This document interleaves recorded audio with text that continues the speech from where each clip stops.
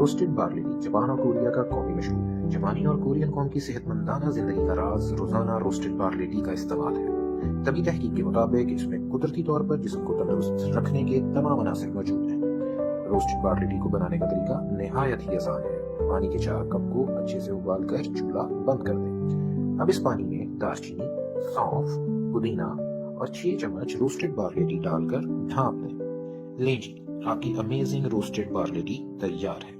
اس چائے کو آپ سردیوں اور گرمیوں دونوں موسموں میں استعمال کر سکتے ہیں۔ سردیوں میں لیمن اور شہد کے ساتھ استعمال کیا جا سکتا ہے اور گرمیوں میں اس کو آئس ٹی کے طور پر بھی استعمال کیا جا سکتا ہے۔